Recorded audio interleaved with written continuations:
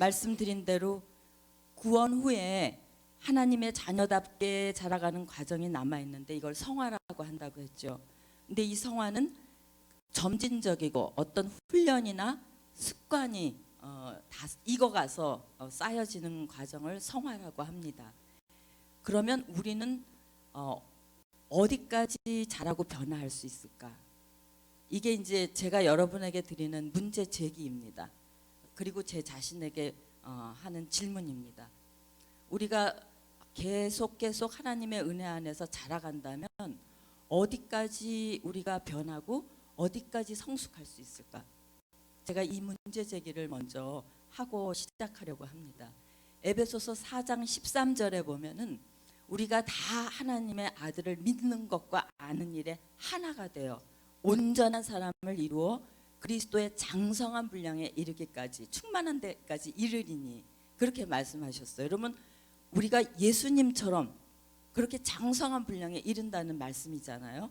그다음에 베드로후서 1장 4절에 보면 너희가 세상에서 썩어질 것을 피하여 신의 성품에 참여한 자가 되라. 그러면 이 말씀은 우리 자신이 하나님처럼 하나님의 성품처럼 변화된다는 그런 말씀이잖아요. 그러니까 그러면 우리가 변화된다는 게 예수님처럼 하나님처럼 그렇게 30%, 60%, 나중에는 90% 세인트, 성인이 된다는 말씀인가? 이런 문제 제기를 여러분에게 먼저 하고 시작하겠습니다. 여러분 마음속에 어떤 대답들이 각각 있으실지 잘 모르겠습니다. 제가 이제 화분을 좀 2개 가져왔는데요. 화분이 2개 있습니다. 차이점을 아시겠나요? 크게 한번 말씀해 주세요. 네. 잘 말씀하셨어요. 어느 게 갖다 놨어요? 있었어요. 여기 화분이 2개 있는데요. 하나는 생화고 하나는 조화입니다. 이 둘의 커다란 차이점은 무엇일까요? 생명이죠. 그래서 조화에는 제가 아무리 물을 주고 양분을 줘도 변하거나 자라지 않습니다. 생명이 없기 때문에 그렇습니다. 만약에 저희가 신앙생활을 교회 생활을 10년, 20년, 30년 했는데 내 삶에 어떤 커다란 변화나 어떤 다른 어떤 변화가 없고 성숙하는 그런 어떤 표징이 없을 때 그때 우리는 우리 자신을 한번 의심해 봐야 하겠죠. 정말 내 안에 예수 생명이 있나? 나를 점검해 보는 시간이 필요하다고 생각합니다. 교회를 열심히 나가요. 또 헌금 생활을 열심히 해요. 또 성경 공부 모임, 기도 모임도 잘 따라다녀요. 자원봉사도 해요. 근데 내 삶에 변화나 어떤 자람이 없을 때 그때는 그거는 껍질이에요. 그 껍질에 그 내용이 중요한 거죠. 어떤 가치관과 어떤 생각과 어떤 우선순위를 가지고 내가 신앙생활을 하는가, 그것이 더 중요한 것이죠. 또한 존재의 뿌리를 어디에 내렸는가도 중요한 것입니다. 시편 1편에 보면 2가지의 이미지가 등장하죠. 어떤 이미지가 나오나요? 시편 1편에 나무와 겨가 등장합니다. 기억나시죠? 네. 그래서 나무는 조금 더 설명을 붙여보면 시냇가에 심은 나무고요. 겨는 뿌리가 없어요. 바람에 나는 겨입니다. 그래서 시편 1편에 말씀하고자 하는 복 있는 사람은 어떻게 정의를 내리냐면 그 존재의 뿌리가 생명의 근원에 뿌리를 내린 자가 복 있는 자다. 그렇게 시편에서 말씀을 하십니다. 저는 돌이켜보면 제 인생의 뿌리를 찾는 여행을 했던 것 같아요. 적어도 제가 한 30대 중반까지. 그래서 저는 제가 처음 뿌리를 내렸던 땅이 부모님이라는 땅이었어요. 그래서 그 땅이 전혀 안 흔들릴 거라고 생각했어요. 근데 여러분이 이제 제 그 이야기를 아시니까 제가 어렸을 때 부모님이란 땅이 왕창 뿌리부터 흔들렸어요. 그러니까 내 존재까지 흔들리는 거예요. 그래서 바람에 나는 겨가 된 거죠. 그래서 그 이후로 이 세상에서 정말 변하지 않고 영원히 변하지 않고 흔들리지 않는 그것이 있다면 내 존재의 뿌리를 내리겠다 하고 방황했던 세월이 너무 길었어요. 오랜 세월을 방황했어요. 만약에 세상은 정말 흔들리는 것 투성이죠. 네, 영원한 것이 없어요. 다 변해요. 그런데 만약에 내가 정말 변하지 않고 흔들리지 않는 것에 나를 접속시키면, 뿌리 내리면, 나는 약해서 흔들려도 이 뿌리 내린 이 부분이 흔들리지 않기 때문에, 강하기 때문에 나는 흔들리지 않는 존재가 되는 거죠. 그래서 저는 아주 오랫동안 이 제 존재의 뿌리를 어디다 내릴 것인가, 그것 때문에 많이 방황하고 또 그 뿌리를 내릴 땅을 찾아서 헤맸던 시절이 길었습니다. 이 성숙해서 자란다, 변한다, 자란다는 그 단어에 우리가 두 가지를 생각할 수 있겠습니다. 자란다는 의미에 하나는 성장, 그렇죠? 또 하나는 성숙. 그게 다 자란다는 의미가 되죠. 성숙과 성장. 근데 성장은 조금 더 외적인 부분이죠. 그래서 어떤 사이즈나 어떤 범위를 의미하고, 성숙은 좀 더 내적인 부분이어서 깊이를 의미하죠. 그래서 잘 성숙하려면, 자라려면은 높이와 깊이가 균형을 잡아야 합니다. 그래야 잘 자랄 수 있는 거죠. 잘 자랐다고 할 수가 있죠. 우리가 교회 안에 이렇게 일을 생각해 보면, 교회가 충분히 영적으로 성숙하지 않았는데 교회 건축을 무리하게 짓는다거나, 아니면 사람들을 모으기 위해서 그 분별 없이 인기 있는 프로그램들을 계속 교회 안에 모아다가 사람들에게 만족을 채워준다거나, 그러면 일단 사람들이 많이 모일 수 있겠죠. 그렇지만은 실제적으로 어떤 교회 안에 위험이 오고 시련이 오면 금방 하루아침에 교회가 분리되는 것이 현실입니다. 그래서 성장에다 치중하면은 위험해요. 그래서 성숙해야 제대로 성장할 수가 있죠. 그래서 높이와 깊이가 잘 균형을 맞아야 한다. 그렇지 않으면 바람이 불면 쓰러지게 돼 있다. 저희 집에 이제 세인루이스에 미국에 살 때요, 저희 집 뒤뜰에 소나무가 몇 그루 큰 소나무들이 있었어요. 그 옆집과의 경계를 지어주는 소나무인데, 하루는 굉장히 폭풍 바람이 불었어요. 그래서 그 소나무가 쓰러졌어요.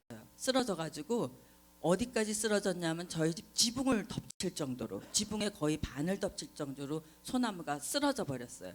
그래서 나가서 이제 소나무를 자세히 보니까 뿌리가 이렇게 드러나 있는데, 생각보다 그 소나무가 굉장히 큰데 뿌리는 굉장히 약하더라고요. 얕게 있더라고요.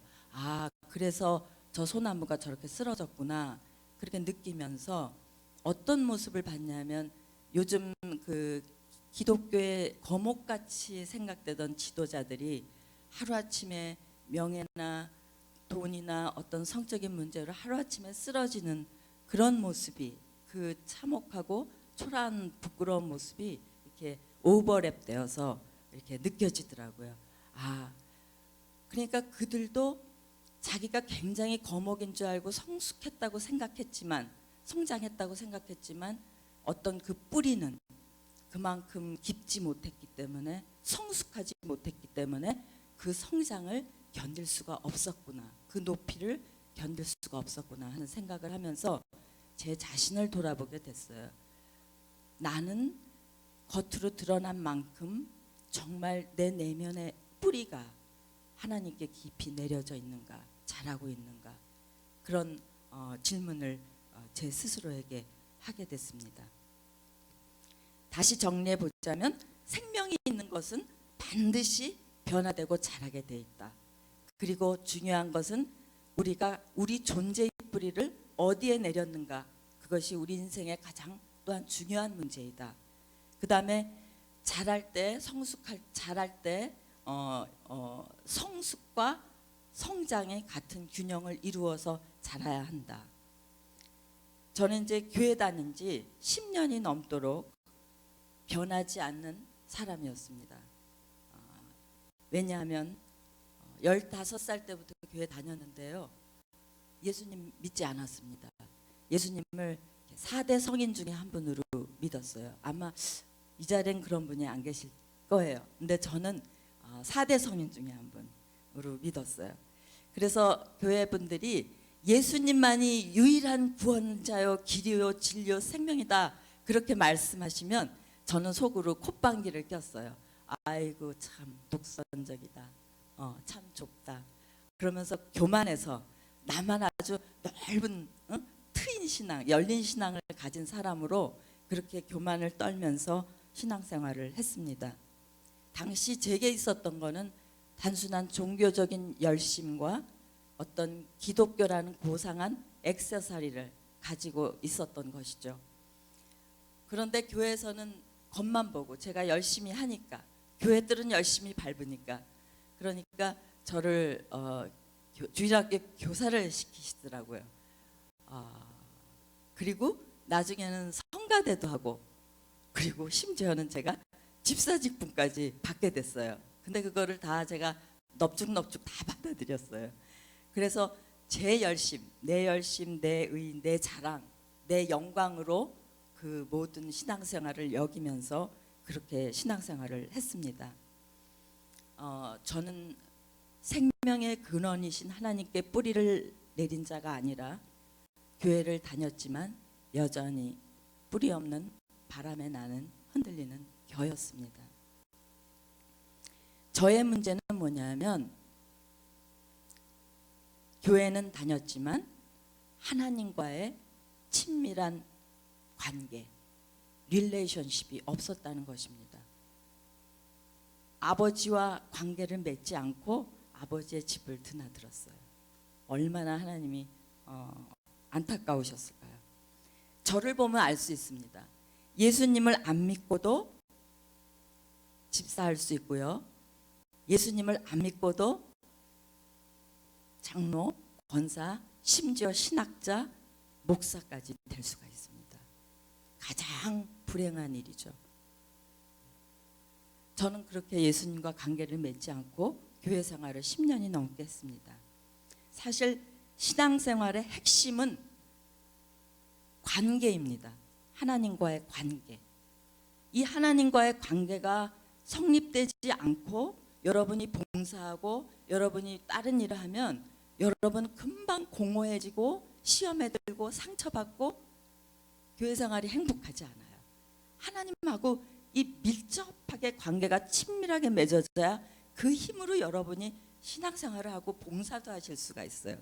그래서 무슨 문제가 내 신앙생활에 생겼다 하면 딴 데로 가시면 안 돼요. 하나님 앞으로 가셔야 돼요. 하나님하고의 관계가 지금 어떤 현주소에 있는가, 그거를 여러분이 점검을 하셔야 하는 것입니다. 이 관계를 가장 그림처럼 잘 설명해 준 성경 말씀이 있습니다. 여러분 너무나 잘 아는 요한복음 15장 말씀, 포도나무장 말씀. 이 관계를, 하나님과의 관계를 잘 설명해 주셨죠? 4절 5절 말씀입니다. 내 안에 거하라, 나도 너희 안에 거하리라. 가지가 포도나무에 붙어있지 아니하면 절로 가시를 맺을 수 없음같이 너희도 내 안에 있지 아니하면 그러하리라. 나는 포도나무요 너희는 가지니 내가 저 안에 저가 내 안에 있으면 이 사람은 과실을 많이 맺나니 나를 떠나서는 아무것도 할 수 없습니다. 정말 아멘입니다. 나를 떠나서는 아무것도 할 수 없습니다. 그리고 하나님께 붙어 있으면 절로 과실을 맺는다는 말씀입니다. 이게 하나님과의 우리와의 관계를 정말 그림처럼 잘 설명해 준 성경 말씀입니다. 하나님과의 관계의 원리는 한마디로 절로입니다. 저절로 붙어 있으면, 하나님 안에 거하면 열매는 저절로 열리게 되어 있습니다. 얼마나 쉬워요, 그죠? 하나님 안에 붙어 있으면. 그리스도께서 하나님의 영이 우리 안에 충만히 거하면 우리는 사랑, 희락, 온유, 절제, 자비, 양선, 절제 많죠. 우리 성령의 열매. 그런 것들이 저절로 열린다는 것이에요. 여러분 생각해 보세요. 참 자유, 참 평강, 참 사랑, 이런 거 여러분이 애를 쓴다고 맺을 수 있으세요? 여러분 평강해지려고 아무리 애를 써보세요. 평강이 옵니까? 아니죠. 사랑, 참 사랑이 내 안에 없어요. 자유하며 내 안에 자유함이 없더라고요. 언제? 하나님 안에 거할 때, 성령님이 내 안에, 내가 너 안에, 저가 내 안에 이렇게 거할 때, 그때 절로 우리에게 성령의 열매가 맺히고 그런다는 풍성한 삶을 산다는 것입니다. 다시 말씀드리면 신앙생활의 핵심은 관계입니다. 그래서 우리가요 자주자주 이렇게 일을 실수를 해요. 열매를 맺기 위해서 애를 써요. 신앙생활이 어떤 힘들어지면 내가 봉사해야지, 내가 기도해야지, 막 이렇게 열매를 맺기 위해서 막 애를 써요. 근데 이거는 잠시예요. 그래서 어디로 돌아가라? 하나님과의 관계로 돌아가라. 그래서 그 관계에서 하나님과 충분한 친밀한 관계를 맺을 때, 그때 절로 우리 삶에 그 성령의 열매, 그리고 신앙생활이 행복하고 즐거워질 수 있다는 것을 말씀을 드립니다. 그러면 하나님과 지속적으로 관계를 맺기 위해서, 또 친밀한 관계를 맺기 위해서 우리는 어떻게 해야 할까? 그거를 알아야 되겠죠? 너무나 저는 기본적인 얘기를 해서 죄송합니다. 다 아시는 얘기. 여러분 1년에 한 번 전화 통화하는 거하고 매일매일 전화 통화하는 거하고 어느 쪽이 더 대화가 풍성해요? 매일 하는 게. 그죠? 1년에 한 번 누구 친구하고 전화하거나 부모님하고 하면 그동안 건강하세요? 네, 저 잘 지내시죠? 저도 잘 지냅니다. 그 다음엔 할 말이 없어요. 근데 매일매일 만나는 사람은 왜 이렇게 말할 게 많아요? 그래서 옛날에 우리 소녀 시절에 매일 만나는 친구하고 밤샘하면 어머니가 너희는 어떻게 맨날 만났는데도 그렇게 할 말이 많냐 그러시잖아요. 네. 그래서 그 하나님과의 관계도 우리가 매일매일 하나님과 소통을 지속적으로 해야 친밀한 관계를 맺게 된다는 것이죠. 근데 하나님과 우리는 무엇으로 소통을 하게 되지요? 그렇죠. 말씀과 기도로. 하나님께서 우리에게 통하시는 것은 말씀으로, 성경을 통해서, 그리고 우리가 하나님께 통하는 대화는 기도로서. 그래서 말씀과 기도로 하나님과 우리는 소통을 하는 것입니다. 다른 방법이 없어요. 하나님께서는 감사하게도 우리가 알 수 없는 언어를 통해서 찾아온 것이 아니라 인간의 언어를 빌리셔서 인간의 언어를 통해서 우리를 찾아오셨어요. 그래서 성령으로, 하나님의 영으로 감동시킨 사람들을 통해서 하나님의 계시를 주셨죠.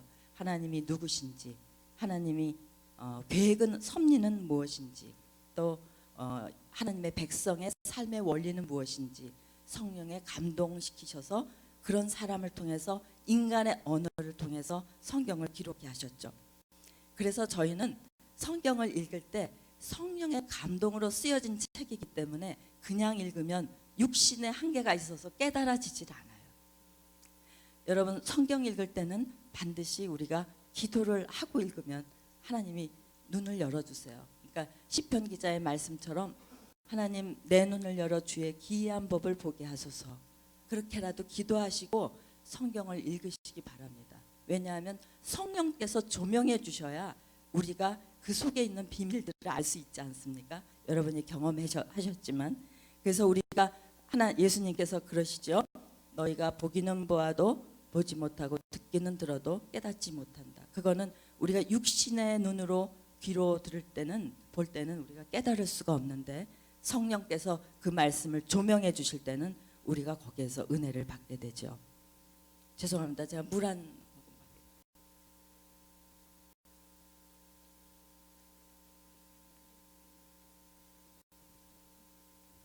제가 교회들을 부지런히 밟고 10년이 넘도록 신앙생활해도 하나님과 관계를 맺지 못했다고 말씀을 드렸는데요.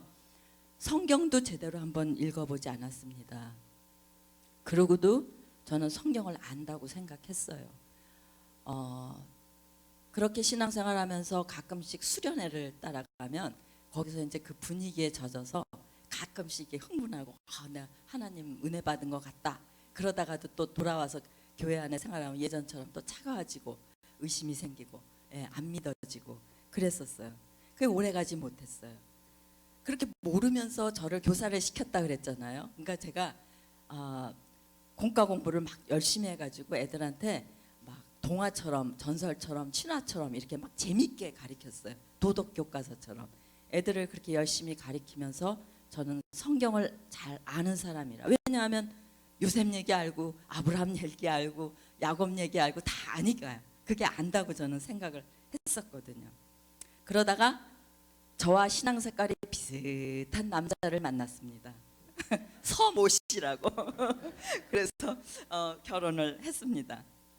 그런데 이 남자가 잘 나가던 직장을 어느 날 갑자기 때려치더니 유학을 가겠다고 그러는 거예요.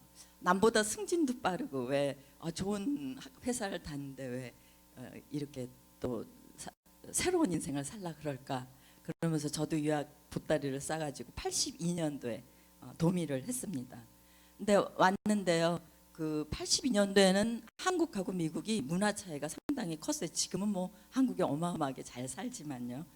근데 그때 왔는데 패밀리 하우징이라고 학생 가족들이 사는 기숙사가 나오질 않아서 1년 동안 저희가 아주 외곽지대 아파트에서 이제 떨어져서 살게 됐어요. 남편은 도시락을 2개 싸가지고 아침에 도서실 가면 밤에 돌아와서 차 갖고 가서 저는 3살 반짜리 딸하고 감옥에 갇혔어요.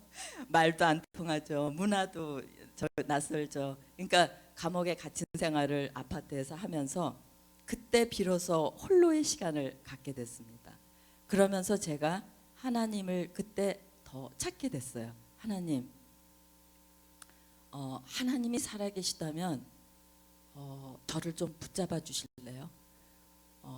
안 살아계시면 안 붙잡아 주시면 저는 그냥 이 양다리 안 걸치고 그냥 제 마음대로 살고 싶습니다. 자유롭게. 그러니까 하나님 제가 1년 기한 드릴게. 저 붙잡아 주세요. 참 굉장히 방자했죠 하나님 앞에서. 그래서 그때는 하나님이 그렇게 무서우신 분인지도 모르고. 그래서 1년 기한을 드리고 저 나름대로는 애를 썼어요. 성경을 읽어보기도 하고 그 다음에 또 금식이라는 것도 해봤어요. 금식 기도하면 기도 들어준다더라 그래갖고 금식이라는 것도 해보고 이거 헛저것 갈망했어요. 그 1년 동안을. 아마 하나님이 눈여겨서 바라보고 계셨을 것 같아요. 지금 생각해보면 그 시간이 저에게는 축복의 시간이었습니다. 본토 아비 친척집을 떠나서 광야의 시간으로 보내신 시간이었어요. 그게 저희 부부의 그 광야의 시간이었죠. 하나님 살아계시면 절 붙잡아 주세요 하고 기도한 지 얼마 지나서 전화 한 통을 받게 됐습니다. 어떤 젊은 부부가 우리 서집사님 댁을 방문하겠다고 전화가 왔어요. 근데 그때 저희 그 조지아 에센스라는 곳에 학생타운인데 학생교회가 있었어요. 그래서 한 100여 명 정도의 대학원생들이 모여서 교회를 하는데 그때는 목사님이 안 계셔서 한 달에 한 번 아틀란타라는 곳에서 목사님이 오셔서 설교를 해주셨거든요. 근데 이제 목사님이 안 계시니까 우리도 이제 목사님을 청빙해서 교회를 세워보자 해갖고 그러면 장로 역할을 할 사람을 뽑자 그랬는데 누구게요? 서정건 집사라는 사람이 그리고 또 한 최 집사라는 분 2분이 했는데 이유는 집사라는 직분을 가진 사람이 2밖에 없었어요. 그리고 나이가 좀 연장자였어요. 그래서 2 사람이 장로 역할을 하는 대표 집사가 된 겁니다. 신앙이 없는 사람들이. 그래서 앞장서서 열심히 교회를 세워보겠다고 한 거예요. 근데 사실 교회 안에서 제일 골칫거린 사람이 누군지 아세요? 열심히 있는 사람. 근데 하나님과 관계가 없는 사람. 로마서 10장 2절 3절에 보면 저희가 하나님께 열심히 있으나 지식을 쫓은 것이 아니라 자기 의를 세우려고 하나님의 의를 세우지 않고 하나님을 힘써서 불복종한다는 말씀이 있어요. 그러니까 저희 부부가 딱 그런 부부였어요. 하나님 의를 모르고 우리 의를 세우려고 열심을 냈던 그런 사람이었죠. 근데 그 전합한 젊은 부부가 저희를 찾아와서 다 아시는 얘기죠. 컬럼에 있으니까 무릎을 꿇고 그동안 저희를 위해서 찜해놓고 기도하셨던 분이죠. 그래서 얼마나 그분들이 보기엔 우리가 아슬아슬하고 위험했겠습니까? 첫 질문이 서 집사님 구원 받으셨습니까? 그러는데 저희 남편이 벙 쪄가지고 구원이 뭔데요? 이렇게 된 거예요. 그래가지고 그 젊은 남자 집사님이 그러면 서 집사님 저와 함께 성경을 공부해 보지 않으시겠습니까? 그러니까 그때 하나님께서 어떤 겸손한 마음을 남편에게 부어주셔서 그렇게 하도록 하자. 그래서 새벽에 도서실에서 학교 도서실에 가서 로마서를 공부하기 시작했습니다. 그리고 저는 이제 컬럼엔 남편 얘기가 있죠. 저는 이제 그 여자분하고 성경 공부를 낮에 하기 시작했습니다. 그래서 훈련을 받기 시작했어요. 그래서 그 여자분이 굉장히 그 제자 훈련을 받고 아주 성숙한, 저보다 나이는 대여섯 살 어린 분이지만 그런 분이 저를 훈련시키기 시작했는데 일주일에 2번씩 오셔서 말씀을 가르쳐 주시고 하루는 기도 훈련을 시키셨어요. 그래서 기도 제목 가지고 꾸준히 저하고 찬찬히 기도하는 법을 이렇게 가르쳐 주셨어요. 어느 날 이제 과제로 내준 호세아서 이제 14장을 제가 읽다가 정말 말씀에 붙들리는 일이 생겼습니다. 호세아서 14장을 읽는데 이유도 알 수 없는 눈물이 그냥 흐르는 거예요. 감정의 눈물이 아니라 그냥 눈에서 눈물이 이렇게 주룩주룩 흘러 나오는 거예요. 그래서 이게 뭐지? 저는 지금 생각하면 그게 마음에서 흘러나오는 눈물이 아니라 영혼이 흘리는 눈물이었겠거니 그런 생각을 합니다. 그래서 그 호세아서 14장을 읽는데 이런 말씀이 있더라고요. 너는 불의함으로 엎드려졌느니라. 너는 말씀을 가지고 여호와께로 돌아오라. 다시는 앗수르의 구원을 의지하지 말고 말을 타지 말고 너희 손으로 지은 것을 우리 신이라 하지 말라. 이는 고아가 하나님께 긍휼을 얻었음이니라. 그런 말씀이었어요. 근데 그 말씀을 읽는데 그 말씀 하나하나가 제 마음을 두들기기 시작했어요. 그리고 여러분은 경험하셨겠지만 마음이 뜨거워지기 시작했습니다. 이 말씀을 읽는데 말씀이 저를 쳐 들어오는 것 같았어요. 말씀이 확 하고 다가오시는데요. 이 말씀을 걷잡을 수 없이 제 영혼에 담으면서 내가 말씀을 읽는 게 아니라 말씀이 저를 읽는다는 느낌 들었어요. 말씀에게 제가 읽힌다. 저의 죄와 저의 교만과 저의 무지와 저의 어리석음과 저의 모든 그 악한 것들이 말씀에게 읽힘당한다는 그런 느낌이 들면서 말씀이 확 다가와서 제 안에 들어와서 일하기 시작하시는 거예요. 역사하기 시작하시는 거예요. 살아있는 말씀이. 저는 그때 히브리서 4장 12절 말씀을 경험했습니다. 여러분도 경험하셨죠? 하나님의 말씀은 살았고 운동력이 있어 좌우의 날선 어떤 검보다도 예리하여 너희의 혼과 영과 및 관절과 골수를 쪼개기까지 한다. 저는 그 말씀을 그때 경험했습니다. 하나님의 말씀이 제 안에 들어오셔서 부수고 쪼개고 그 내 영을 막 움직이기 시작하는데 제가 막 견딜 수가 없었어요. 그래서 그 말씀을 붙들고 제가 회개를 하기 눈물이 막 하염없이 흘러내리는 거예요. 그때서야 비로소 그 말씀이 말씀으로 읽혀지는데 그 느낌이 제 눈에서 비늘이 벗겨진, 그러니까 보이는 느낌. 성경을 읽고 또 읽어도 또 읽고 싶은, 그때 제가 제 영혼이 얼마나 허기져 있다는 것을 알았습니다. 정말 배고파 있더라고요. 그래서 말씀을 먹고 또 먹고 또 먹어도 이게 채워지지가 않는 거예요. 그래서 너무너무 성경이 이제는 읽고 싶고 이제는 성경을 읽으면 너무 신기하게 믿어지는 거예요. 참 이상하죠? 성경이 믿어져요. 아멘 안 하세요?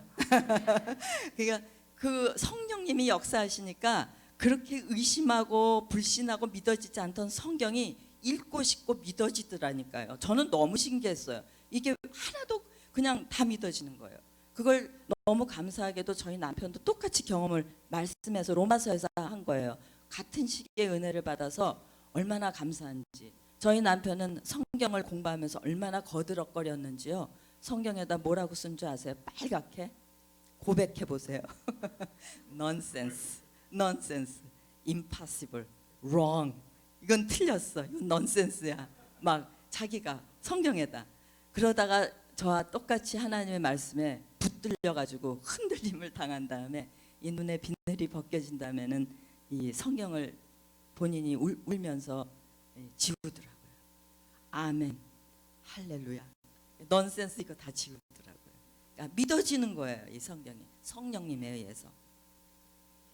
꿀과 송이 꿀보다 더 단 말씀이라는 시편 기자의 고백이 제 고백이 됐습니다. 그렇게 달 수가 없어 말씀이. 먹어도 먹어도. 그래서 이 성경이 얼마나 사랑스러운지 이 성경을 가슴에 이렇게 덮고 잤어요. 그러다가 새벽에 눈이 떠지면 이 성경을 갖고 나와서 거실에 나와서 읽다가 회개하고 눈물 콧물 범벅이 된 제 첫 번째 성경입니다. 그게 낡고 낡은 성경이 되었죠. 그런 말씀에 대한 은혜를 경험하게 됐습니다. 여러분 성경을 관주라고 하죠. 들어보셨어요? 네, 관주라는 것은 구슬이 하나하나 떨어진 게 하나로 이렇게 엮어져서 이렇게 목걸이 같이 하나가 완성이 되는데 저는 정말 성경을 이제 눈에 비늘이 벗겨져서 읽다 보니까 창세기부터 계시록까지 하나로 딱 깨지는데 무엇으로 하나로 깨지냐면 예수 그리스도로 깨어지더라고요. 저는 깜짝 놀랐어요. 창세기에도 예수님이 계시고 계시록에도 계시고 그렇게 읽기 싫은 레위기에도 계시고 사사기에도 계시고 예수님이 안 계신 성경 말씀이 없다는 것을 깨닫고 저는 그때 그 성경 말씀 안에서 예수님이 살아서 이렇게 부상하시는 것 같은 그런 느낌을 받으면서 제가 찾았다. 이제 영원히 변치 않고 영원히 흔들리지 않는 생명의 근원, 내 인생의 내 존재의 뿌리를 내릴 땅을 찾았다. 예수님, 나 당신께 내 인생을 투신합니다. 내 뿌리를 당신께 내리겠습니다.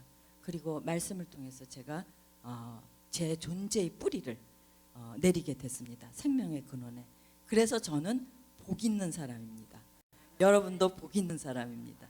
네, 저는 그래서 상황을 떠나서 누가 물어보면 행복하세요? 물어보면 저는 행복한 사람입니다. 왜냐? 근본적으로 그 복은 어디로 안 가거든요. 영원히 변치 않은 행복이 제 안에 있기 때문에 저는 무슨 일을 당하든지 행복한 사람입니다. 이렇게 제가 은혜를 받고 나서 어떻게 됐어요? 여러분도 지금도 그러면 얼마나 좋을까요? 은혜를 받고 나니까 복음을 전하고 싶어서 이게 뜨거워서 견딜 수가 없는 거예요. 예수님이 전하고 싶어서.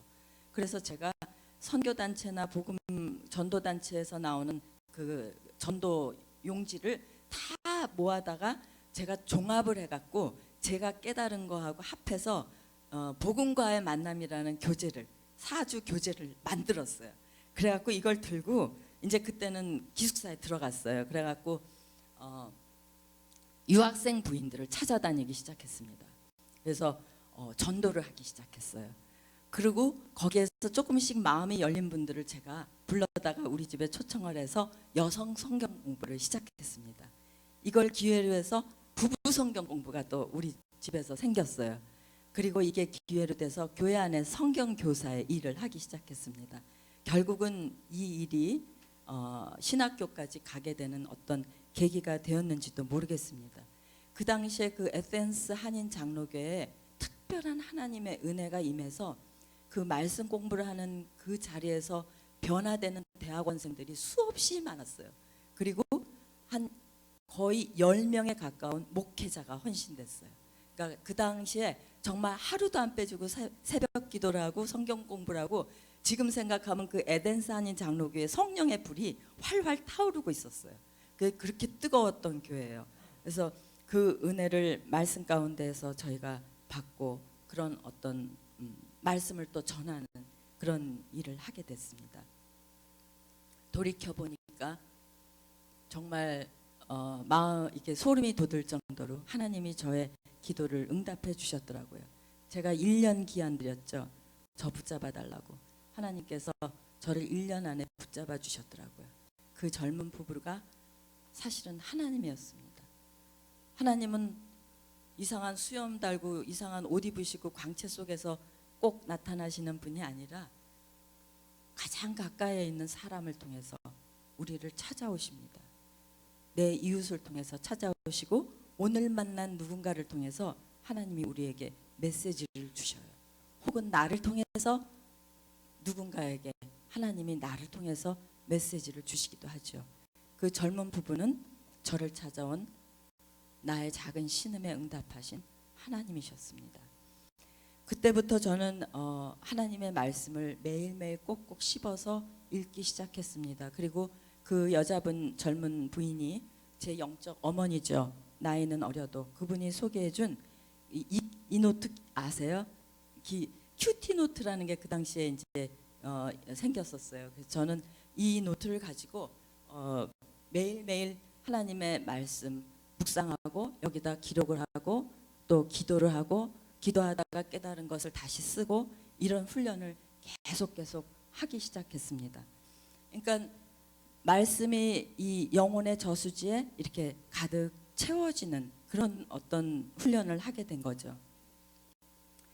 말씀이 채워지기 시작하니까 말씀이 삶 속에서 능력으로 향기로 드러난다는 것을 제가 이렇게 경험하게 되었습니다.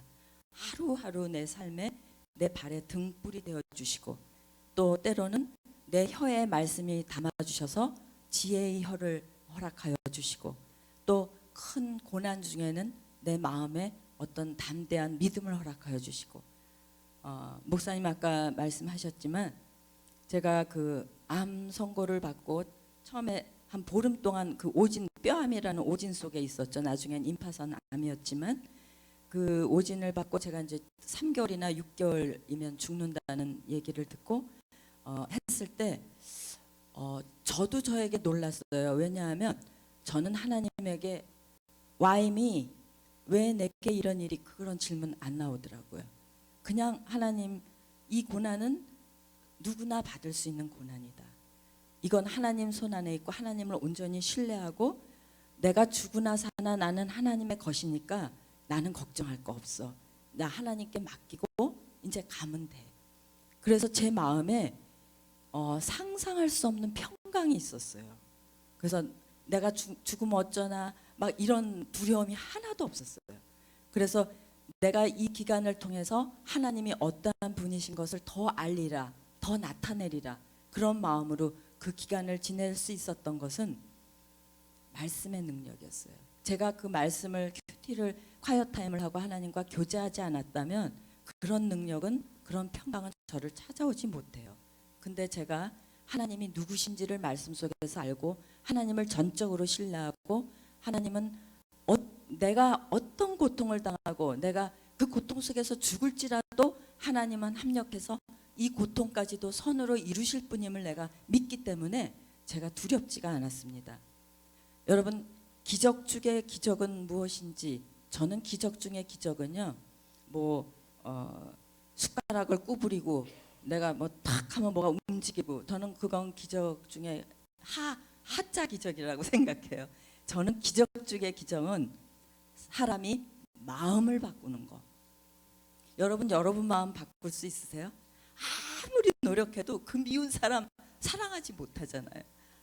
그렇게 고통스럽게 내 가슴을 쳐도 이 미움이 사랑으로 안 되더라고요. 마음이 안 바뀌면.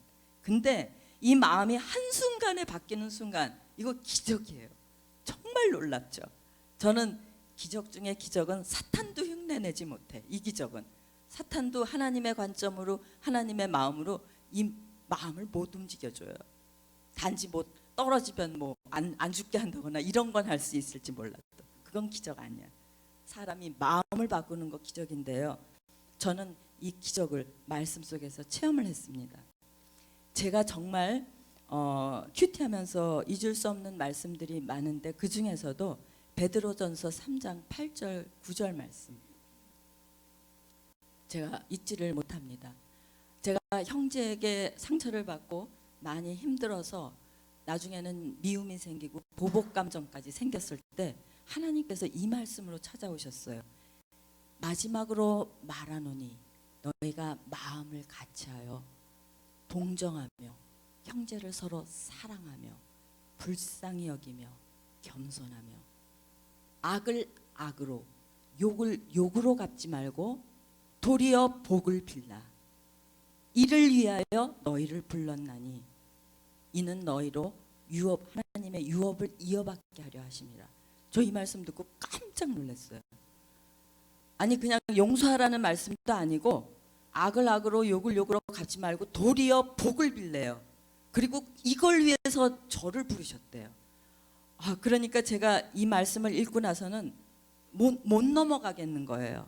그래서 이 말씀을 붙들고 하나님 어떻게 하면 좋습니까? 제 마음을 바꾸게 해주세요. 막 기도하는데 저 정말 안 되거든요. 하나님 어떻게 하면 좋아요? 하나님께서 중이야 너 이 산을 넘지 못하면 너는 거기에서 머무르게 될 거야. 좁은 길을 따라오지 못할 거야. 그런 음성을 주시는 것 같아요. 기도하는데. 그래서 너는 반드시 이 산을 넘어야 돼. 어떻게 하면 좋은가?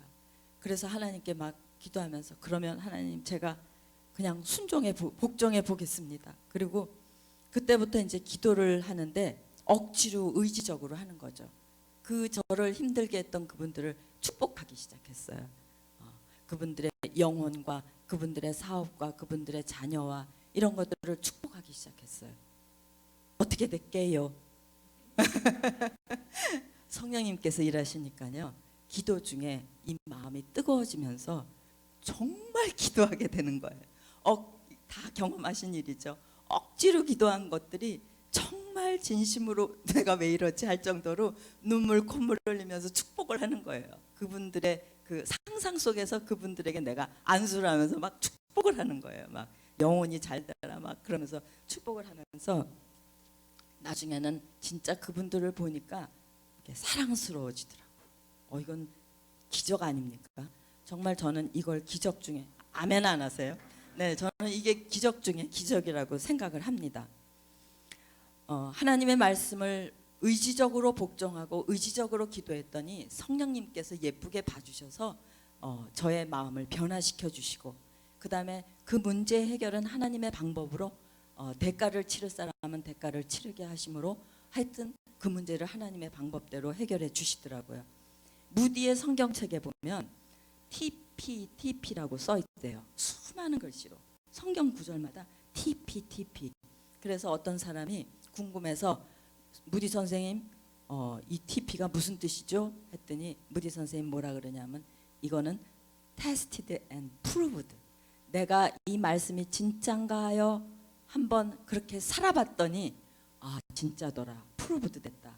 그래서 TP라고 썼대요. 저는 말씀을 성경 공부하는 것도 중요하고 말씀을 연구하는 것도 중요합니다. 그러나 지식에 기치면 안 돼요. 거기서 끝나요. 말씀을 정말 삶 속에서 씹어서 체험을 해봐야 이 말씀이 내게 되죠. 그죠? 그래서 내 인생의 평생에 그 말씀이 정말 내 말씀이 되는 건 몇 개 안 되더라고요. 체험해 보는 게 정말 평생에 몇 개 안 돼서 말씀을 안다고 말을 할 수가 없더라고요. 그래서 몇 개 안 되는 말씀 중에 저는 그 베드로전서 3장 8절 9절 말씀이 저에게 참 기적을 체험해 준 말씀입니다. 그런데 몇십 년 이렇게 큐티를 해도요. 도사가 될 것 같죠? 말씀에. 저 도사 같아요.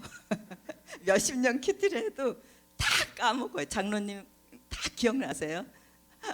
다 저는 까먹더라고요. 그 은혜를 까먹더라고요. 그 은혜가 지금까지 계속돼서 다 기억하면 저는 아마 굉장한 부흥사가 돼 있을 거예요. 근데 정말 솔직하게 고백하기는 다 할 것 같은데 아니더라고요. 그래서 저는 말씀에 만나의 법칙이라는 제목을 붙였어요. 매일매일 말씀은 매일매일 먹어야 된다.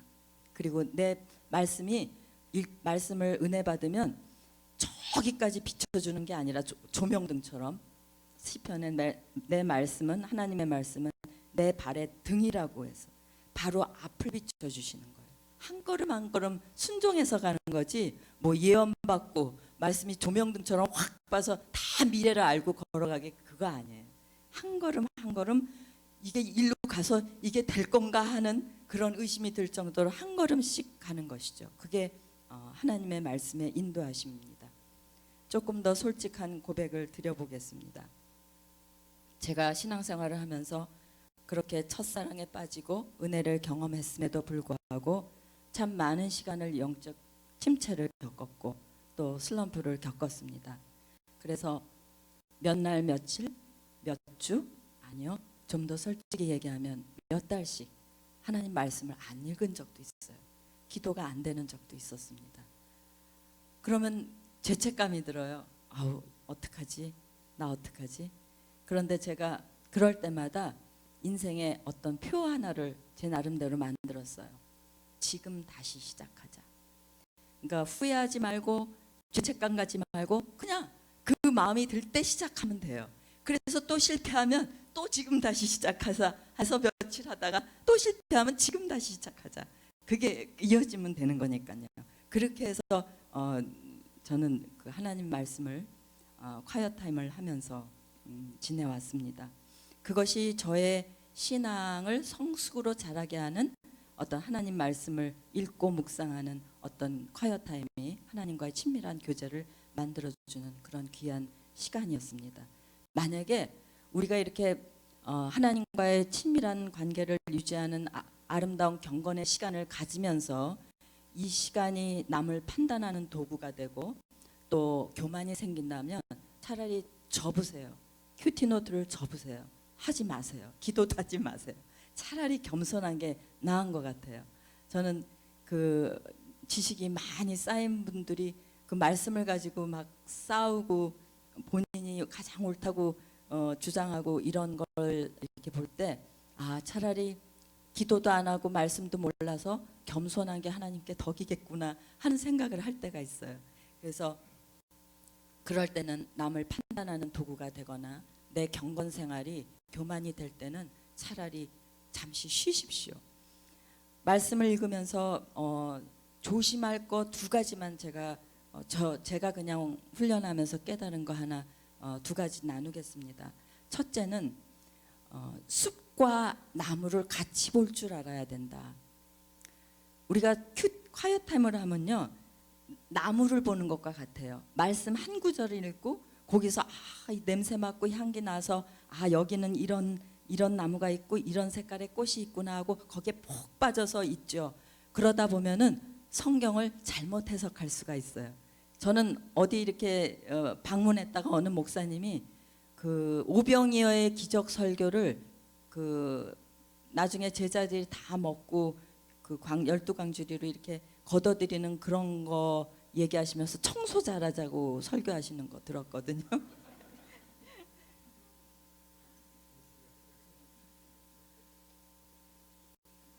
그런데 저희도 잘못하면 성경을 그렇게 읽을 수가 있어요. 잘못 해석할 수가 있어요. 그래서 여러분이 믿을 만한 성경을 아시는 분들에게 꼭 성경 공부를 하시라고 권유해드리고 싶어요.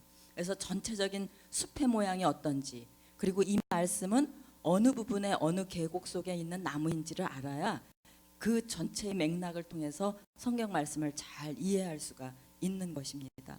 그래서 숲과 나무를 함께 보는 훈련을 하자는 말씀 드리고 싶고요. 두 번째로 조심해야 할 것은 우리가 성경을 읽으면서 하나님의 음성을 듣죠. 우리 내면에서 하나님이 말씀하시는 속삭이는 음성을 듣는데, 요즘은 하나님의 음성을 듣는다가 도가 지나쳐서 하나님이 내게 말씀하셨다 그렇게 하더라고요.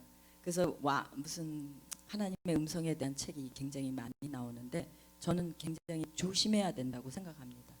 직통 계시를 받았던 주관적이고 개인적인 인간의 경험을 일반화하고 객관화하면 굉장히 위험에 빠질 수가 있습니다. 결국은 성경보다도 내가 지금 들은 하나님의 말씀이 우위에 서게 되면 그러면 성경의 그 권위는 떨어지게 되는 것입니다. 그래서 하나님의 음성을 듣는다는 부분을 저는 조심스럽게 겸손하게 이렇게 표현했으면 좋겠습니다. 오늘 하나님께서 성경을 통해서 나에게 이런 감동을 주시고 이런 깨달음을 허락하셔서 내 삶에서 이렇게 적용했습니다. 저는 이거면 충분하다고 생각하는데 여러분들은 아니신지요? 그러시리라고 믿습니다. 말씀의 은혜를 받으니 제 기도 생활도 변화가 되었습니다. 처음에는 그냥 제 안에 있는 소원, 제 안에 있는 생각을 하나님께 아뢰는 게 기도였죠. 근데 말씀을 알고 나니까 말씀에다가 기초를 둬서 그 말씀이 이런 약속을 하시고 이렇게 하시니 그 말씀을 잡고 기도하기 시작했습니다. 저는 기도에 대한 오해를 참 많이 했습니다. 그래서 시행착오를 참 많이 겪었는데요. 그래서 저의 기도 생활을 개인 기도 변천사라 이렇게 한번 정해봤어요. 처음에 제가 기도에 대한 생각은 어떤 생각으로 기도를 했냐면요. 내 마음에 있는 소원을, 내 마음속에 있는 바람을 하나님께 간절히 뜨겁게 간절히 강청해서 끈질기게 기도해서 하나님을 설득시켜가지고 내 기도의 소원을 받아내는 거, 그게 잘하는 기도라고 생각을 했어요. 그러니까 기도의 조건은 무조건 뜨겁고 간절하게. 그러니까 제가 어떻게 기도했을까요? 막 소리 질러서 기도했겠죠. 막 땀을 흘리면서 막 열심히, 그래야 하나님이 들어주신다고 생각을 했습니다. 그래서 그렇게 하나님의 마음을 움직이기 위해서 제가 열심히 기도를 했는데, 그때 그 열심으로 제가 작성한 게 뭐냐면 기도 수첩이라는 거예요. 그래서 제가 그냥 오늘은 한번 가져와 봤습니다. 제 기도 수첩인데요. 제가 이제 기도를 이제 여러분들한테 부탁을 받으면 이렇게 이제 하나도 기도 부탁을 받으면 빠뜨리지 않고 기도해 주세요 여러분 다 기억해다가 여기다 다 적습니다. 그래가지고 제가 기도를 하고 이제 기도의 내용을 적고 응답을 받으면 여기다 응답을 표시하면서 조지 물러가 5만 번 일생에 기도 응답을 받았는데 나도 할 수 있겠다, 그런 교만한 마음을 가지고 그 기도 열심히 할 때 그렇게 기도를 했습니다. 그리고 기도하면서 많은 능력과 체험을 하게 됐어요. 그러니 제가 교만해지기 시작했습니다. 그리고 그게 내 능력인 줄 알고 착각을 했습니다. 저희 교인들이 사모님 기도 빨세, 사모님한테 기도 부탁해봐, 될 거야, 이런 얘기를 듣고 제가 횟가닥했어요, 한동안.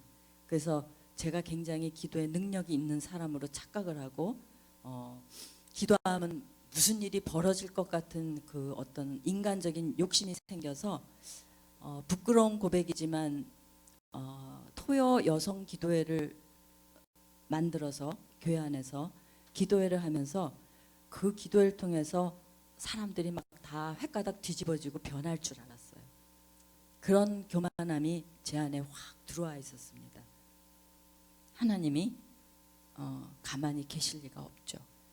어느 날 저의 기도를 막으시기 시작하는데요. 기도가 막혀서 소리가 안 나오는 거예요. 목소리 자체가 작아지고 기도를 하면 머릿속이 하얘지는 거예요. 그토록 기도가 그냥 능력 있게 강하게 나오던 기도가 하나도 기도가 안 되는 거예요. 이게 무슨 일인가. 어디에 가서 기도를 하라 그러면 머리부터 발끝까지 식은땀이 나서 막 땀을 철철 흘리는 거예요. 누가 기도시킬까 봐. 기도가 안 돼요. 혀가 딱 굳어져 버려요. 하나님께서 저를 만지신 거죠. 그 시간이 참 힘들었지만 제게는 또 감사한 시간이었습니다. 저를 보게 하신 시간이었죠. 제가 기도에 대해서 오해했고 신앙에 어떤 잘못된 부분이 있었던 거죠. 회개하기 시작했습니다. 살려달라고, 하나님 잘못했다고, 저의 교만을 용서해달라고. 제가 기도에 대해서 다시 책을 통해서 목사님이 추천해 주신 책을 보면서 기도를 다시 공부하기 시작하고요. 기도가 어떤 것이라는 것을 다시 배우게 됐습니다. 하나님은 기계가 아니십니다. 하나님은 공식에 의해서 움직이시는 분이 아니세요. 하나님은 하나님이십니다. 하나님은 인격체세요. 그래서 응답에 어떤 공식이 있는 게 아니에요. 어떤 사람이 40일 작정 기도해서 응답받으면 나도 40일 작정 기도해서 응답받겠다. 이거는 공식이 되는 거죠. 그러니까 하나님은 그런 공식에 속해 있는 계신 분이 아니십니다. 아까 목사님 말씀하셨지만 쌓여야 응답을 받는다고 하는데 그런 게 아니죠. 우리가 자판기처럼 얼마 돈을 집어넣어서 얼마까지 이르면 뗄그락하고 우리가 원하는 음료수가 나오는 것처럼 하나님의 응답이 자판기처럼 떨어지는 그런 비인격적인 하나님이 아니시라는 것입니다. 기도는 하나님께서 인격적인 감사합니다. 네.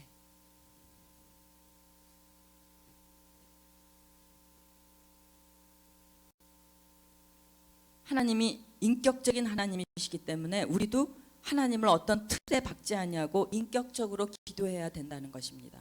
그래서 아무 소리 없이 침묵으로 기도해도, 그리고 소리질러 기도하거나 어떤 기도를 해도 그 마음의 중심이 중요한 것이지 그 형태나 어떤 그 틀이 중요한 것이 아니라는 것을 우리가 다시 한번 생각할 수가 있습니다. 기도의 응답에는 예스도 있지만 노우도 있고 기다리라, 웨이트도 있습니다. 기도가 만약에 모두 응답된다면 이 세상은 어떻게 될까요? 아마 케이오스가 될 겁니다. 인간이 자기의 욕심과 이것이 가장 최선이라고 여겨서 했던 그 기도가 하나님 편에서는 아닐 수가 있거든요. 그래서 하나님이 놓으라고 말씀하시면 이게 나에게 최선인가 보다 하고 받아들이는 것이 믿음 있는 자의 태도라는 것입니다. 남의 희생을 담보로 해서 내 승리를 위해서 기도하는 것은 기도의 정신이 아닙니다. 네, 그죠? 그래서 내가 이기기 위해서, 내가 잘 되기 위해서 다른 사람이 희생하게 된다면 그 기도는 차라리 안 하는 것이 더 낫다는 것입니다. 모든 기도는 하나님께 복종하기 위해서, 순종하기 위해서 하는 것이 기도입니다. 아멘. 정말 어려운 이야기죠.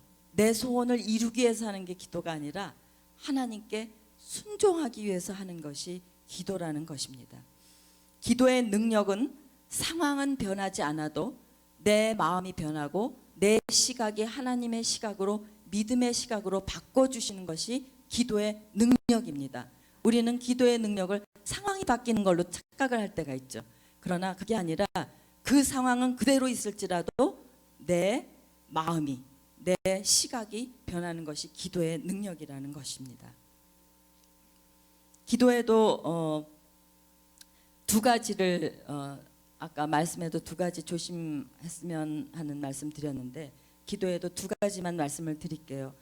기도를 하는데 다 열심히 기도하는 분들이시죠. 근데 한 번쯤은 한 달에 한 번이나 이렇게 시간을 내서 집중하는 홀로의 시간, 기도 시간을 가지는 것이 좋겠다는 생각을 합니다. 그래야 우리가 깊은 데로 들어가서 기도할 수가 있습니다. 그래서 여러분이 바쁜 삶이지만 시간을 떼어내서 내가 오늘은 적어도 2시간은 하나님과 교제하겠다. 그리고 그 기도의 시간을 떼어놓는 훈련을 하는 게 저는 좋다고 생각해요. 그래서 발목까지 오는 물에 있으면 내 마음대로, 내 뜻대로 움직여서 내 의지대로 기도를 하게 되죠. 그러나 우리가 점점 깊은 데로 가서 목까지 차면 그때는 물의 흐름에 나를 맡기게 되거든요. 마치 성령께 나를 맡기고 기도하면 하나님께서 원하시는 대로 깊은 영적인 기도를 체험할 수 있다고 생각을 해서 깊은 데로 가는 기도를 여러분이 훈련해 보시라는 말씀. 그 다음에 또 하나는 지성소의 기도를 경험해 보시라는 말씀. 그러니까 우리가 뜰하게 하나님 뜰만 밟고 오죠. 하나님 안녕하세요. 저 잘 있습니다. 안녕히 계세요. 보통 이런 정도의 겉핥기식의 기도가 아니라, 또 물두멍에 가서 손만 씻고 맨날 회개만 하고 돌아서는 기도가 아니라, 그 하나님의 예수 그리스도의 육신으로 휘장을 찢어주신 그 휘장을 걷고 지성소로 들어가서 하나님의 임재를 체험하는 지성소의 기도를 여러분이 기도 생활 속에서 체험해 보시라는, 그래서 하나님의 임재를 체험하는 기도를 한번 깊은 곳에 가서 체험해 보시라는 이 두 가지를 말씀드리고 싶습니다. 그러면 여러분의 기도 생활이 훨씬 더 풍성해지고 살아계신 하나님을 경험하기 때문에 여러분 가운데 어떤 마음에 어떤 담대함이 생기리라고 생각합니다. 친밀한 하나님과의 관계가 생기리라고 생각을 합니다. 우리는 나의 뜻을 관철시키기 위해서 기도하지만 예수님께서는 자기의 뜻을 내려놓기 위해서 기도하십니다. 우리의 기도와 너무나 다르시죠. 우리는 나의 뜻을 관철하기 위해서 기도하지만 예수님께서는 자신의 뜻을 내려놓기 위해서 기도하신다. 이렇게 말씀과 기도를 통해서 우리가 하나님과 지속적으로 대화하고 소통하면서 친밀한 관계를 갖고 또 변화하고 이렇게 성숙해 갑니다. 때로 몸이 건조할지라도, 때로 지칠지라도, 때로 아무 변화가 없다고 생각할지라도 우리가 돌아갈 곳은 다른 곳이 아니에요. 말씀과 기도입니다. 보통 문제를 일으키는 분들 중에서 신앙에 열심히 있는 분들이 간혹 문제를 일으켜요. 왜냐하면 참 안타까운 거는 좀 더 화끈하고 좀 더 새롭고 좀 더 뭔가 다른 거를 추구하다가, 왜냐하면 속에 불이 있으니까 열심히 하고 싶어서, 이거 말씀과 기도 뭐 맨날 말씀과 기도, 이거 몸이 건조해, 아무것도 변화도 없는 것 같아, 뭐 그러다가 어디 가서 간데 그냥 화끈한 걸 경험했다. 그러면 거기서 야 이거다 하고 빠져버리면 굉장히 이단에 빠질 수가 있고 위험한 데 빠질 수가 있죠. 여러분은 몸이 건조할지라도, 맛이 없을지라도, 때로는 지칠지라도 돌아가야 할 곳은 여러분 딴 데가 아니라 하나님의 말씀과 기도라는 것입니다. 네, 이렇게 영적인 어떤 성장과 성숙을 위해서 우리가 시간을 15분 또 하루에 30분 이렇게 시간을, 하나님과 만나는 시간을 우선순위로 둔다면 당장은 우리가 변화되지 않더라도 우리가 5년, 10년 그때는 우리의 삶의 질이 달라져요. 우리가 다른 인생을 살게 돼요. 우리의 습관이 우리의 운명을 바꾼다는 말도 있듯이, 여러분 제가 감히 이렇게 어줍잖게 여러분에게 말씀을 드리는데요. 그냥 저에게 하는 말입니다. 하루에 15분, 30분이라도 우선순위를 두고 딴 일 하기 전에 하나님과 교제하는 시간을 가져보세요. 여러분 삶의 질이 완전히 달라져요. 이건 해보시는 분은 아시죠? 네. 그래서 그런 하나님과의 그 우선순위를 갖고 그 시간을 만나는 시간을 가지면 여러분의 삶에 하나님이 개입하시고 간섭하시고 함께 하신다는 것입니다. 제가 팁 하나만 드릴게요. 이런 하나님과의 우선순위의 시간을 가지면 여러분이 10가지의 계획을 갖고 하나님과 3가지만, 하나님을 위한 일 3가지만 먼저 하면 7가지 일을 안 해도 여러분이 잠자리에 드실 때 행복해요. 오늘 다 이룬 것 같아요. 근데 10가지 일 중에서 9가지의 일을 하고 하나님 만나는 일을 안 해보세요. 왠지 허망하고 뭔가 안 한 것 같고 내가 잘못 산 것 같고. 하나님 믿는 사람은 그래요. 그죠? 네. 그래서 그 먼저 우선순위를 우리가 먼저 할 때 우리의 삶이 풍요해지고 또 친밀한 관계를 가진다는 것입니다. 팁은 시간과 장소를 정하라. 왜냐하면 시간을 정하면 계속성이 있습니다. 오늘은 8시, 내일은 밤 9시 이렇게 하면 못하게 돼요. 그래서 내가 가장 할 수 있는 시간을 정해서 그 시간에 계속 한 몇 주만 하게 되면 그러면 여러분 습관이 돼요.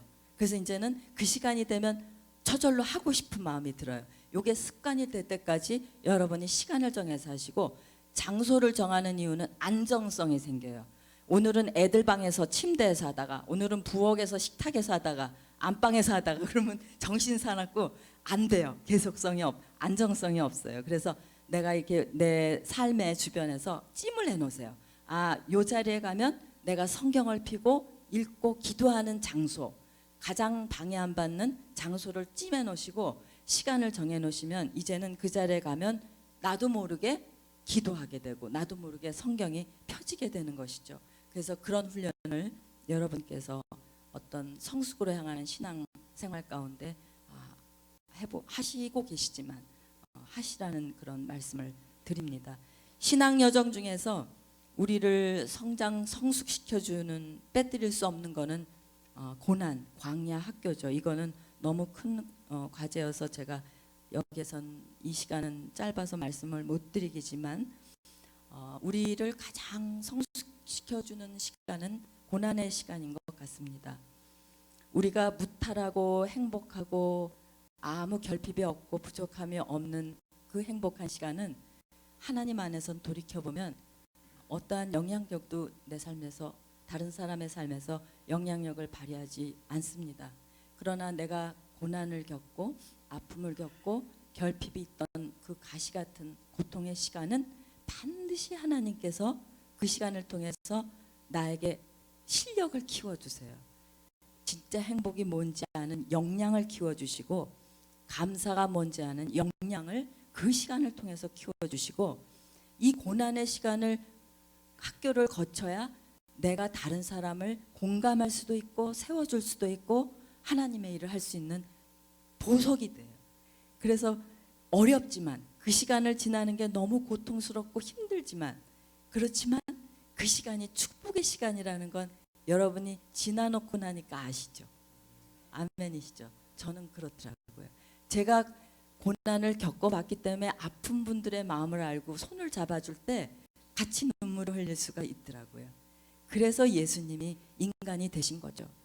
그냥 하나님으로서 우리를 구원해 주셔도 되는데 인간이 되셔서 우리의 사정을 그대로 경험하시고 우리를 공감하신 거죠. 이제 제 이야기를 거의 막바지에 왔습니다. 저는 지금까지 우리는 어떻게 무엇으로 하나님 백성답게 성숙으로 향하는 신앙 여정에 갈 수 있느냐 그 문제에 대해서 말씀드렸는데요. 처음 제기했던 문제로 돌아가 보겠습니다. 이렇게 계속적으로 우리가 하나님 안에서 자라가고 변화해서 어디까지 자랄 수 있나, 변화할 수 있나? 그리스도의 장성한 분량? 그러면 나는 예수님처럼 신의 성품에 참여한 자? 그럼 나는 하나님처럼 그렇게 90% 성인, 세인트가 될 수 있나? 그러면 여러분 여기서 한 50년 정도 신앙생활 하신 분들은 이쯤 되면은 사랑도 저절로 돼야 되고 용서도 저절로 돼야 되고 다 저절로 돼야 되지 않겠어요? 근데 저절로 되십니까?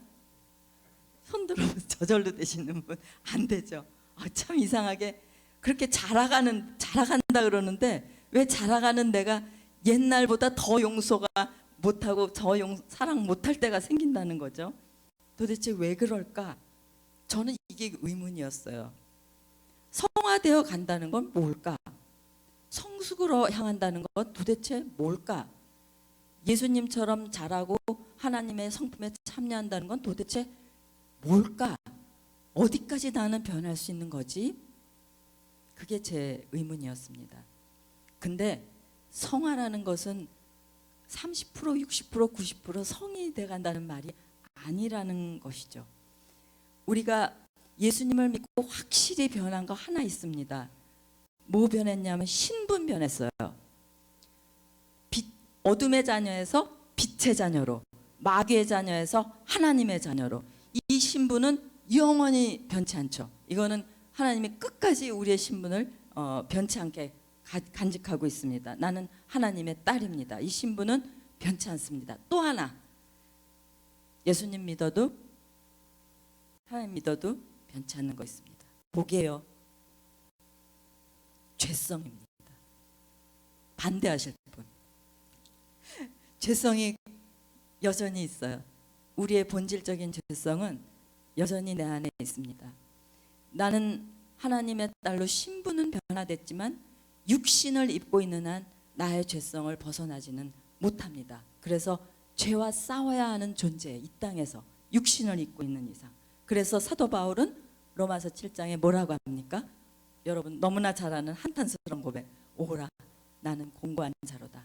내 마음의 법에서 하나님의 법과 죄의 법이 싸우는도다. 때로는 죄의 법이 나를 끌고 오는도다. 나는 어떻게 하면 좋냐? 오로지 예수 그리스도로 말미암아 이 사망의 몸에서 나를 구원해 줄 자가 없다. 이렇게 고백을 합니다. 그러니까 이 죄성은 여전히 우리 속에 있는 거예요. 그러면 이런 사도 바울이 하나님을 위해서 생명을 바쳐서 헌신하고 복음을 전하고 했다면 말년에는 고백이 좀 달라져야 하지 않을까요? 아, 이제는 좀 다 이루었다 하는, 예수님 정도는 아니더라도 어느 정도의 성취의 고백을 해야 될 텐데 말년에 사도 바울이 뭐라고 고백을 합니까? 나는 죄인 중에 괴수다. 웬일입니까? 나는 공고한 자에서 더 한술 더 떠요. 나는 죄인 중에 괴수다. 말년에 자기 생명을 복음에 다 바친 사람이 왜 어떻게 이걸 이해해야 될까요? 하나님께 가까이 가면 가까이 갈수록 크게 느껴지는 거 두 가지 있습니다. 하나는 하나님의 거룩하심입니다. 하나님께 가까이 가니까 하나님의 영광과 그 거룩이 견딜 수 없을 만큼 위대하세요. 그리고 커지는 것 또 하나, 나의 이 죽일 놈의 죄성, 끊어지지 않는 지독한 죄성, 이게 더 크게 느껴지는 것입니다. 사도 바울은 그 고백을 한 거예요.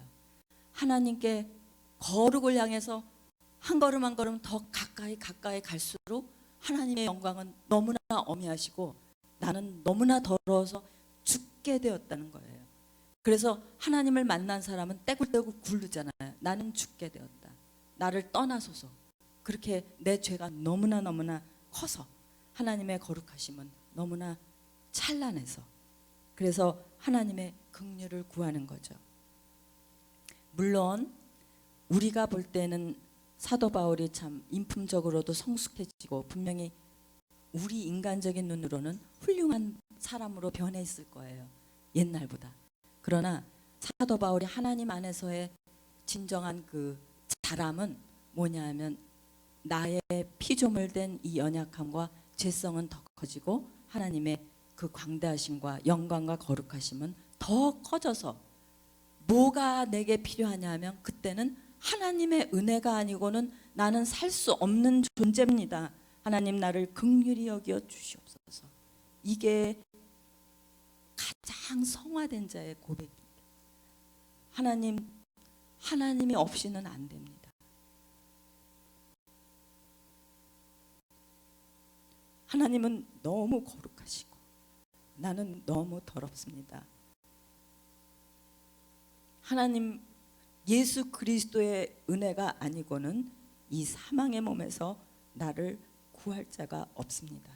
이게 거룩해지려고 하면 할수록 나오는 우리의 고백이라는 것입니다. 하나님의 긍휼을 구할 수밖에 없는 우리 존재.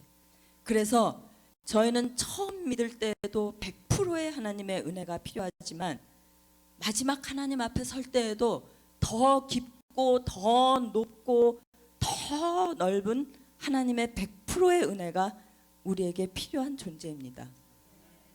그래서 우리는 하나님을 의지하고 그 나무에 붙어있기 원하고 하나님을 떠나서는 나는 아무것도 아니라는 고백을 하게 되는 것입니다. 그렇지 않으십니까? 신앙생활을 하면 할수록 저는 이 고백밖에 안 나오더라고요. 하나님을 떠나서는 나는 아무것도 아니다. 하나님을 떠나서는 나는 아무것도 할 수 없습니다. 이 고백이 나오더라고요.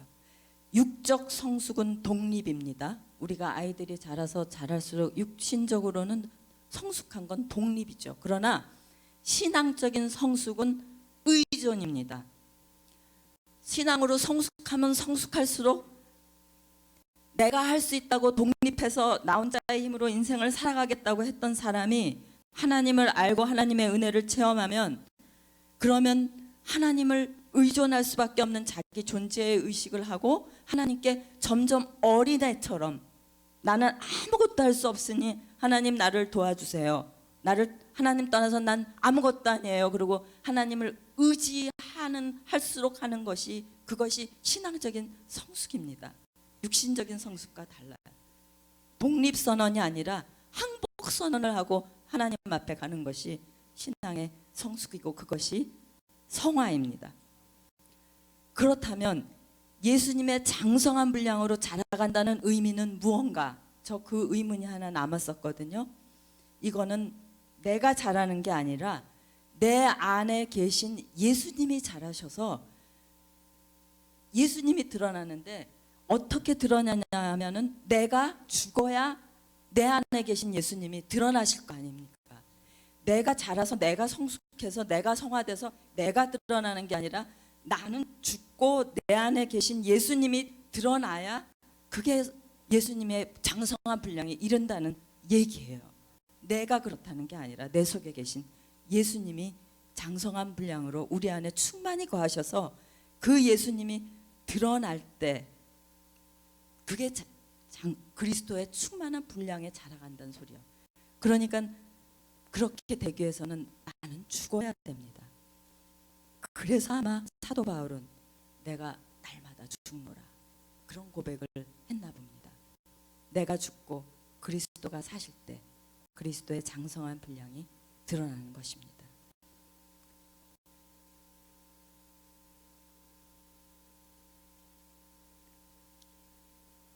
그렇습니다. 살아갈수록 느끼게 되고 고백하게 되는 것은 하나님을 떠나서는 아무것도 아니고 나는 아무것도 할 수 없습니다. 그래서 우리에게 갈수록 더욱 귀한 주님이십니다. 그러므로 우리는 무엇이 된 줄로 착각하지 마십시다. 내가 무엇이 된 줄로 절대로 착각하지 마십시다. 우리는 처음부터 지금까지 하나님 없이는 아무것도 할 수 없는 100%의 하나님 은혜가 필요한 자들입니다. 아무리 오래 신앙생활 해도 사랑도 내 실력이 아니고 봉사도 내 실력이 아닙니다. 내 힘으로 하려고 하지 마십시오. 시험 들고 넘어집니다. 지금은 그 어느 때보다도 예수님께 꼭 붙어 있어야 할 때입니다. 세상이 어떻게 변하는지 너무나 잘 보고 계시죠. 우리 크리스찬들은 다 그걸 느끼고 있습니다. 피부로. 예수님께서 마지막 때에 오실 때 내가 세상에서 믿음을 보겠느냐. 저는 그 말씀이 이해가 안 됐거든요. 세상에 이렇게 믿는 사람이 많은데. 근데 요즘은 실감이 납니다. 왜냐? 믿음도 내 실력이 아닙니다. 저를 보니까 알겠더라고요. 믿음도 내 안에 있는 것이 아니라는 것을 실감했습니다. 예수님께 여러분 꼭 붙어 있으십시오. 아직 그 생명의 근원에 뿌리를 내리지 못하고 바람에 나는 겨와 같은 바람에 날리는 인생을 살고 계십니까? 하나님께 간절히 정말 전심을 다하여 내 인생을 걸고 한번 기도해 보세요. 하나님 살아계시다면 저처럼 절 좀 만나주세요. 흔들리지 않는 진리의 땅에 내 존재의 뿌리를 내리고 싶습니다. 지구의 종말이 와도 사과나무 한 그루를 심는 심정으로 여러분 말씀과 기도로 하나님 안에 거하는 저와 여러분이 되시기를 진심으로 마음을 다해 축복하고 또 그렇게 바랍니다. 네.